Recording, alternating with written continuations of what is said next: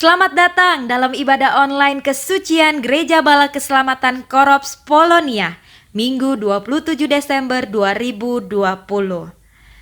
Filipi 2 ayat 8 sampai 11 mengatakan demikian. Dan dalam keadaan sebagai manusia, ia telah merendahkan dirinya dan taat sampai mati, bahkan sampai mati di kayu salib. Itulah sebabnya Allah sangat meninggikan dia dan mengaruniakan kepadanya nama di atas segala nama, supaya dalam nama Yesus bertekuk lutut segala yang ada di langit dan yang ada di atas bumi dan yang ada di bawah bumi, dan segala lidah mengaku Yesus Kristus adalah Tuhan, bagi kemuliaan Allah Bapa. Terpujilah Kristus yang telah memberikan kita kesempatan untuk beribadah bersama di minggu terakhir tahun 2020. Untuk itu mari kita agungkan Kristus dalam ibadah ini. Mari kita mengawalinya dengan berdoa. Mari kita berdoa. Bapa di surga, sungguh kami mengucap syukur untuk kebaikan-Mu dalam kehidupan kami. Sepanjang tahun ini Engkau telah melakukan banyak hal dalam kehidupan kami. Ada sukacita, ada keberhasilan, ada duka cita, ada kegagalan. Dan untuk semuanya itu kami mengucap syukur, sebab Allah selalu menolong kami dalam setiap situasi keadaan hidup kami. Saat ini di minggu terakhir dalam tahun 2020, kami mau datang bersyukur kepadamu Tuhan. Kami mau memuji Engkau sebab Engkau sungguh Allah yang hidup. Dan biarlah ibadah ini boleh menyenangkan hati Tuhan. Terima kasih Tuhan. Ibadah kesucian Gereja Bala Keselamatan Korops Polonia kami tabiskan di dalam nama Allah Bapa, Anak-Mu Yesus Kristus yang telah menebus hidup kami, dan Roh Kudus yang menyertai kami. Amin. Jemaat yang dikasihi Tuhan, bersama-sama kita akan menyanyi dari nyanyian Bala Keselamatan nomor 21. Baiklah alam sekalian mengangkat suaranya. Mari kita nyanyikan pujian ini dengan rasa syukur kepada Tuhan.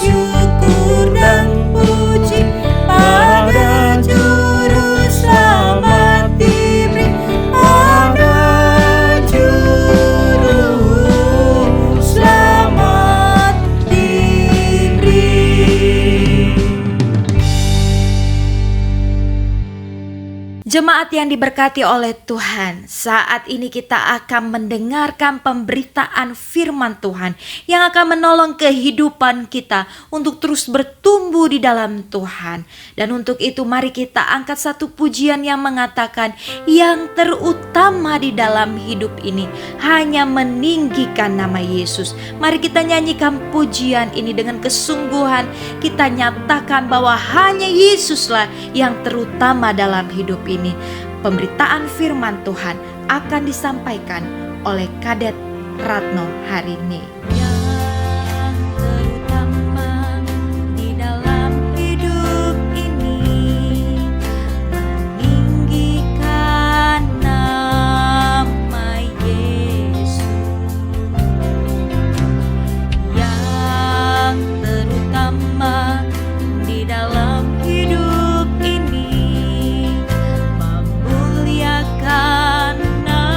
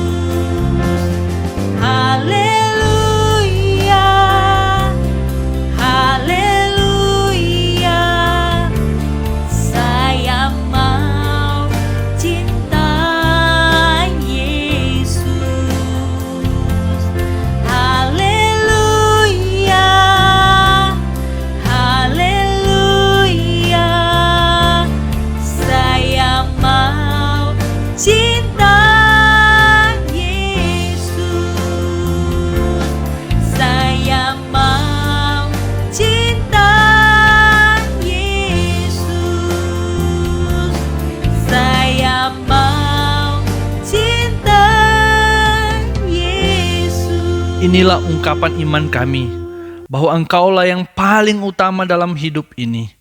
Engkau telah datang ke dalam dunia menyelamatkan hidup kami, sehingga sebagai orang-orang yang percaya kepada Tuhan Yesus Kristus, kami mau meninggikan nama-Mu, kami mau memuliakan nama-Mu, sebab Engkau adalah Allah yang luar biasa atas hidup kami. Saat ini kami mau mempersiapkan diri kami, hati kami, hidup kami, untuk mau mendengarkan firman Tuhan. Kiranya Engkau menolong kami dalam pengajaran firman ini. Roh Kudus menguasai hati kami, sehingga ketika kami selesai mendengarkannya, kami dipulihkan oleh Tuhan. Kami mendapat pemahaman yang baru untuk kami dapat terapkan dalam kehidupan kami sehari-hari. Terpujilah nama-Mu, dalam nama Tuhan Yesus kami sudah berdoa. Amin. Jemaat Gereja Balak Selamatan Korps Polonia yang dikasihi oleh Tuhan Yesus, 4 hari lagi kita akan mengakhiri tahun 2020. Terpujilah Kristus yang sudah menemani kita selama tahun 2020. Ada yang bergurau mengatakan bahwasanya tahun ini hanya ada 4 bulan. Januari, Februari, Corona, dan Desember. Ini gurauan yang sangat mendalam menurut saya. Sebab sungguh tahun ini menjadi tahun ujian yang sangat berat bagi semua manusia. Tetapi terpujilah Kristus, sebab keberadaan kita saat ini itu semua karena kesempatan yang masih Ia berikan untuk hidup kita. Mazmur 118, bagian pertama dikatakan, bersyukurlah kepada Tuhan, sebab Ia baik, bahwasanya untuk selama-lamanya kasih setianya. Tema Gereja Balak Selamatan tahun ini mengajak semua warga Balak Selamatan untuk mengagungkan Kristus. Dan sejak virus corona masuk ke Indonesia, tema ini semakin dalam maknanya.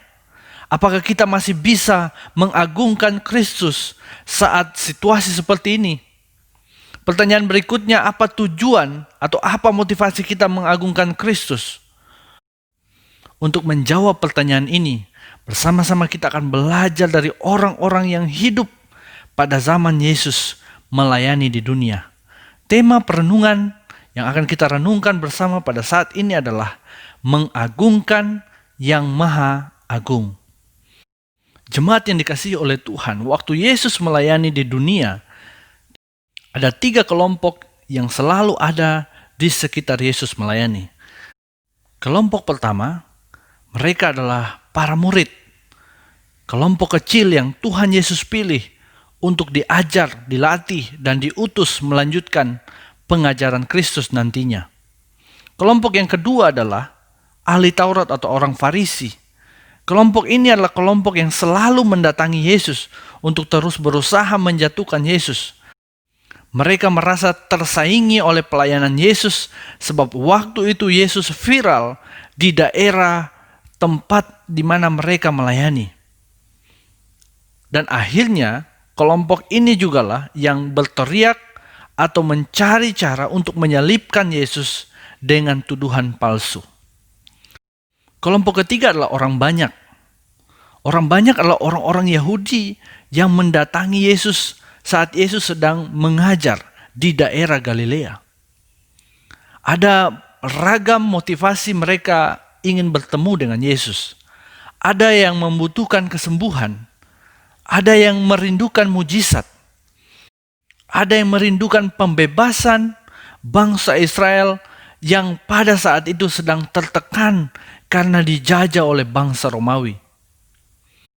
Dan orang banyak itu adalah orang yang nantinya berteriak, yang mengatakan, Hosana, diberkatilah dia yang datang dalam nama Tuhan. Luar biasa. Tapi setelah mereka berteriak Hosana, mereka juga lah yang berteriak, salibkan dia, lepaskan Barabas.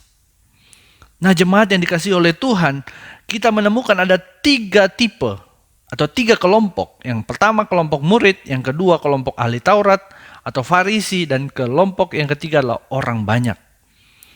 Nah, dalam perenungan ini saya mengajak kita untuk melihat orang yang spesial yang saya pilih secara khusus untuk kita renungkan dalam pengagungan Kristus. Saat Yesus melayani di dunia, ada dua orang yang mencuri perhatian saya. Dan bagi saya mereka adalah penyembah atau pengagung Kristus yang di luar batas. Mereka melakukan sesuatu yang menurut saya sangat luar biasa pada zaman itu. Saya tidak sabar ingin membagikannya kepada saudara-saudara semua. Yang pertama, kita bisa melihat dalam Markus 14 ayat 3-9. Kita melihat kejadian yang sangat luar biasa. Saya sebut bahwa seorang perempuan datang kepada Yesus, mengagungkan Kristus dengan minyak narwastu. Mari kita melihat bacaan firman Tuhan ini. Ketika Yesus berada di Betania, di rumah Simon si kusta, dan sedang duduk makan, datanglah seorang perempuan membawa suatu buli-buli pualam berisi minyak narwastu murni yang mahal harganya. Setelah dipecahkannya leher buli-buli itu, dicurahkannya minyak itu ke atas kepala Yesus.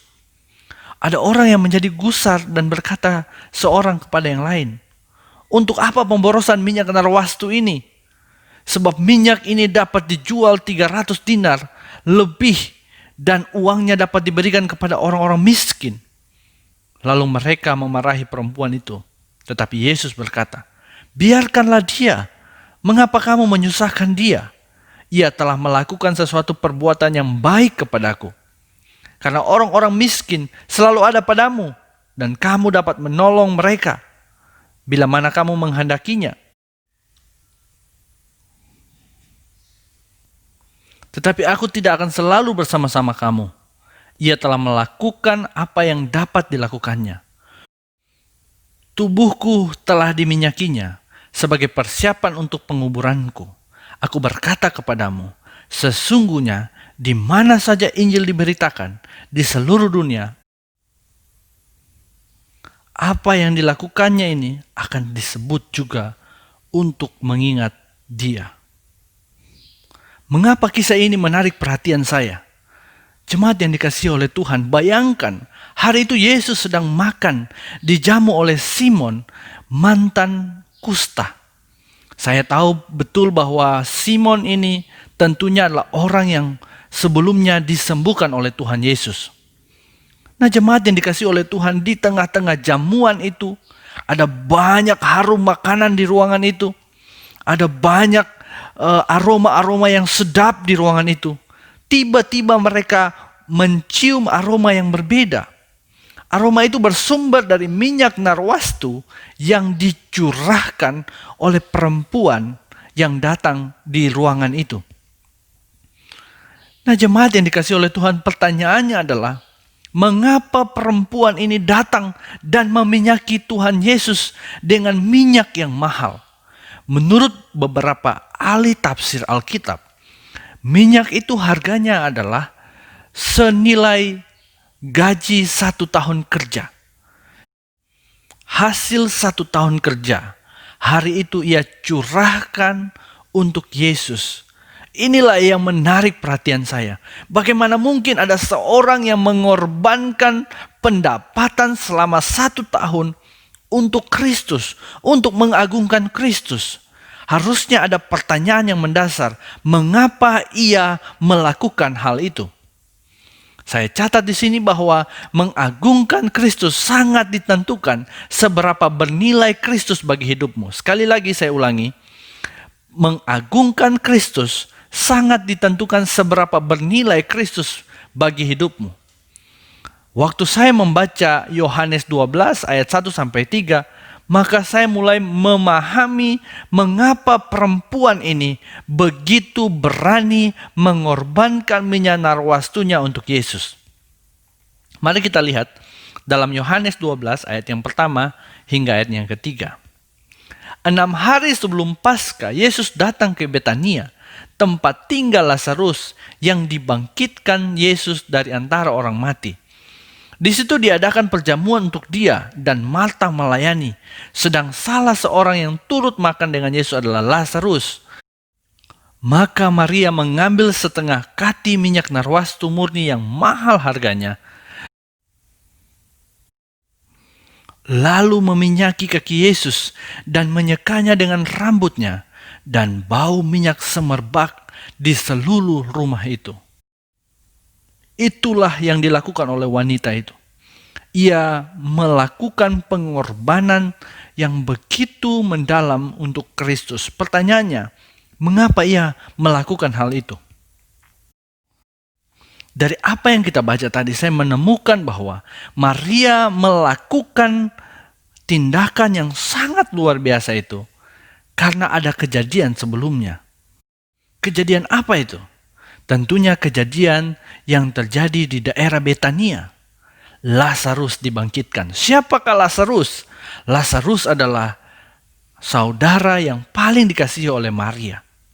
Sehingga waktu Lazarus meninggal, sudah 4 hari ia berada di kubur, dan datanglah Yesus membangkitkan Lazarus. Dari titik itulah Maria menyadari bahwa yang mampu membuat orang bangkit dari kematian hanyalah Tuhan. Sehingga Maria menyadari bahwa apa yang Yesus lakukan bagi keluarganya itu adalah tindakan yang tidak bisa dilakukan oleh siapapun kecuali Kristus, kecuali Yesus. Sehingga apa yang dilakukan Maria di ruangan itu mencurahkan minyak narwastunya, karena ia betul-betul tahu bahwa minyak narwastu itu layak untuk Kristus yang telah berbuat baik, yang telah mengadakan mujizat di tengah-tengah keluarga Maria. Sekali lagi, mengagungkan Kristus sangat ditentukan seberapa bernilai Kristus bagi hidupmu. Maria melihat bahwa Kristus begitu penting dalam kehidupan keluarganya. Bayangkan terjadi kematian, tetapi hadirnya Kristus ada kehidupan yang baru. Sehingga Maria tidak memikirkan nilai atau jumlah uang yang banyak dari nilai minyak narwastu. Yang ia pikirkan adalah seberapapun mahalnya, ini layak untuk Kristus yang lebih bernilai dari segala apapun juga. Nah, jemaat yang dikasihi oleh Tuhan, itu sebabnya hari ini saya mengajak kita untuk merenungkan, mengagungkan yang Maha Agung. Siapa yang Maha Agung itu? Dia adalah Kristus Yesus, Tuhan kita. Saat Maria mengalami Kristus dalam hidupnya, mengalami mujizat dalam hidupnya, maka ia berani mengagungkan Kristus dengan minyak narwastu yang sangat mahal. Mengagungkan Kristus sangat ditentukan seberapa bernilai Kristus bagi hidupmu. Mari kita lihat perjalanan tahun 2020. Apa yang Kristus telah lakukan atas hidup kita? Bukankah kita lah orang-orang yang ditolong oleh Tuhan? Bukankah kita lah orang-orang yang mengalami mujizat di tengah-tengah pandemi COVID-19? Jika kita adalah orang yang mengalami mujizat demi mujizat selama tahun 2020, maka tidak ada salahnya apa yang paling bernilai dalam hidup kita mau persembahkan kepada Kristus. Kita mau bawa di hadapan Kristus, dan kita mau menyembah Dia, mengagungkan Dia karena perbuatannya yang ajaib atas hidup kita, atas hidup keluarga kita. Orang pertama adalah Maria. Orang kedua, saya tertarik dengan seorang yang terkenal juga pada zaman pelayanan Yesus. Namanya Yusuf dari Arimatea. Saudara bisa melihat dalam Yohanes 19 ayat 38 hingga ayat yang ke-42. Yohanes mencatat bagaimana Yusuf mengalami transformasi iman.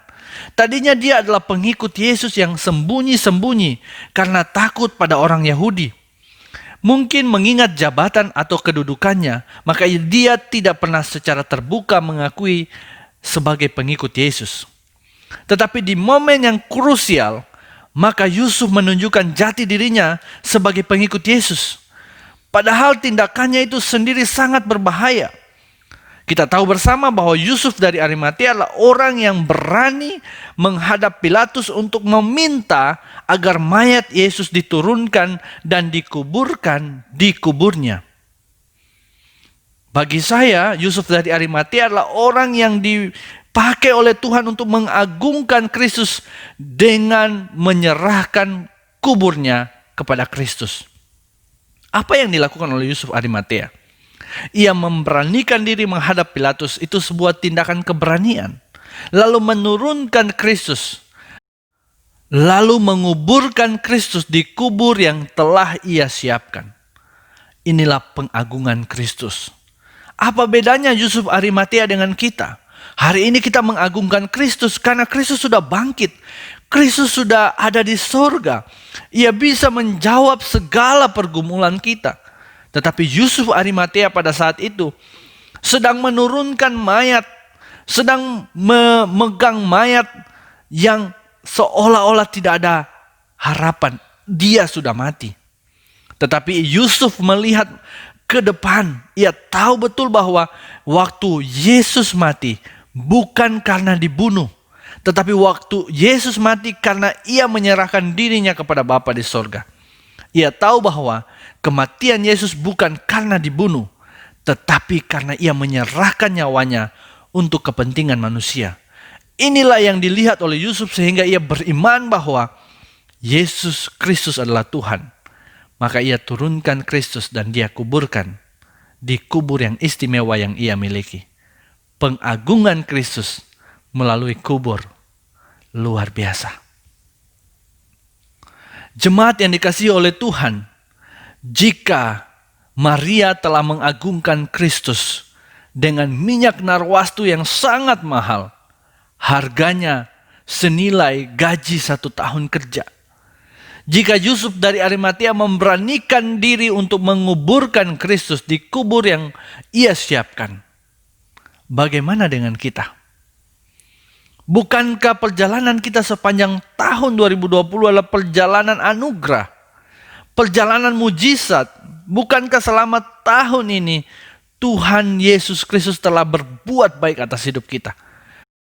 Di awal pandemi, pada bulan 3 di tahun ini, pertama-tama kita takut dengan masalah kesehatan. Setelah masalah kesehatan itu membesar lagi menjadi masalah ekonomi. Ada banyak orang yang di PHK. Ada banyak orang yang menerima gaji setengah. Ada banyak orang yang bergumul dengan masalah ekonomi. Setelah itu berkembang lagi menjadi masalah sosial. Kita tidak bisa berjumpa satu dengan yang lain. Semua pertemuan dilakukan secara virtual. Tapi hari ini kita ada di tanggal 27. 4 hari lagi kita akan masuk di tahun yang baru. Bukankah ini adalah anugerah Tuhan? Kita sedang berhutang di hadapan Tuhan. Kita ada di titik ini karena Tuhan. Maka tidak ada salahnya sebagai hamba Allah saya mengingatkan kita untuk mengizinkan lutut kita bertelut di hadapan Tuhan dan mengakui bahwa keberadaan kita hari ini karena Dia, karena Tuhan Yesus Kristus. Agungkan Dia, saudara. Muliakan Dia atas hidupmu. Saya ingin membacakan satu tulisan yang sangat menarik yang ditulis oleh Rasul Paulus sebagai bagian perenungan kita bersama. Apa yang kita harus lakukan untuk mengagungkan Kristus yang berbuat baik atas hidup kita. Rasul Paulus menulis dalam Roma 12 ayat 1. Karena itu saudara-saudara, demi kemurahan Allah aku menasehatkan kamu supaya kamu mempersembahkan tubuhmu sebagai persembahan yang hidup, yang kudus dan yang berkenan kepada Allah. Itu adalah ibadahmu yang sejati. Mempersembahkan tubuh yang hidup, yang kudus, yang berkenan kepada Allah. Itulah ibadah yang mengagungkan Kristus. Agungkan Kristus dengan tubuhmu yang hidup sebagai persembahan. Agungkan Kristus dengan tubuhmu yang kudus. Dan agungkan Kristus dengan segala yang engkau miliki yang paling bernilai. Untuk Kristus. Hanya untuk Dia.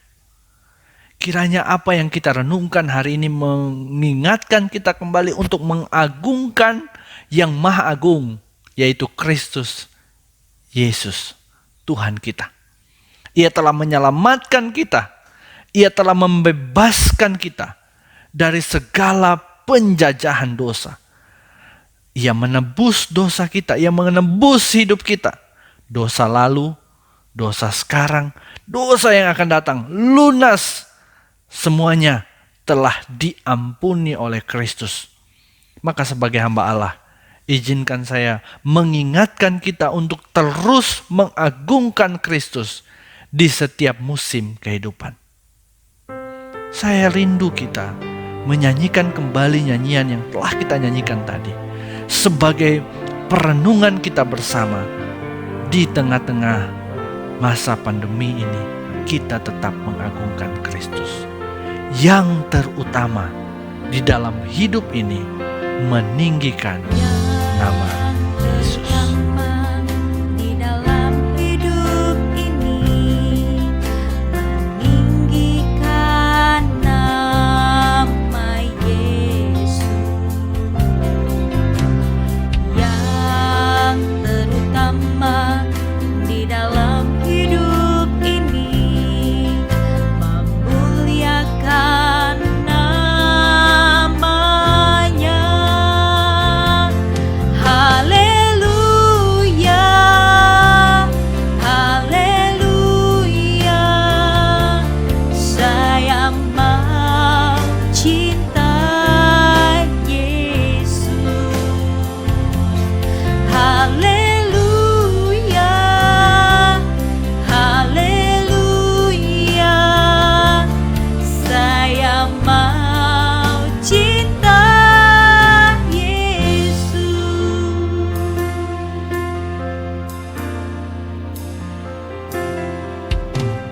Yang terutama di dalam hidup ini, meninggikan nama Yesus. Yang terutama di dalam hidup ini, memuliakan namanya. Haleluya, haleluya. Saya mau cinta Yesus. Haleluya, haleluya. Saya mau cinta Yesus. Haleluya, haleluya. Saya mau cinta Yesus. Haleluya, haleluya. Saya mau cinta Yesus. Saya mau cinta Yesus. Saya mau cinta Yesus. Mengakhiri ibadah kita pada saat ini, saya mengajak kita semua untuk mengagungkan Kristus dengan nyanyian balak selamatan nomor 400. Puji Allah dalam sorga. Puji Allah, puji Allah dalam surga, dalam surga, dalam surga. Damai di bumi, damai di bumi, kerelaannya bagi manusia.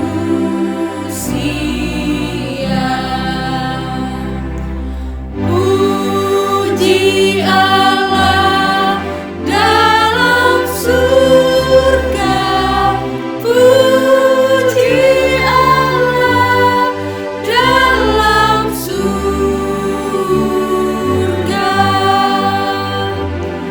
Damai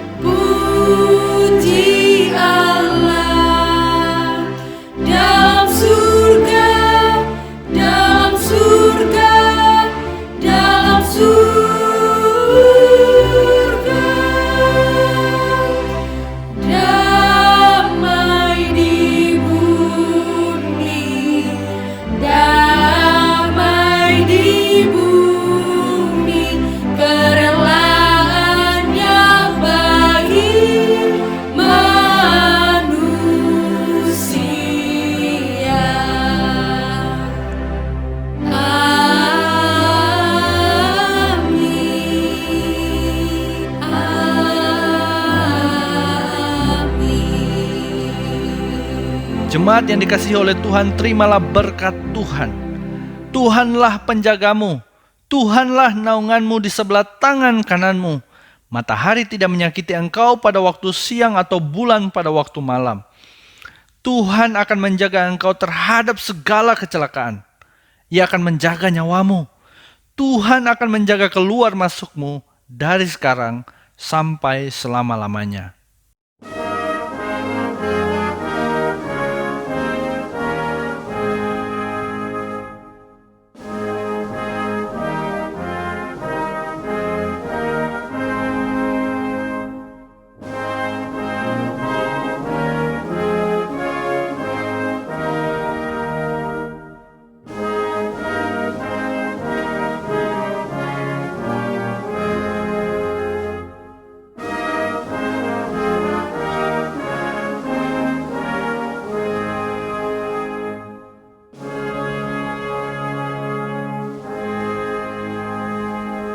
Amin.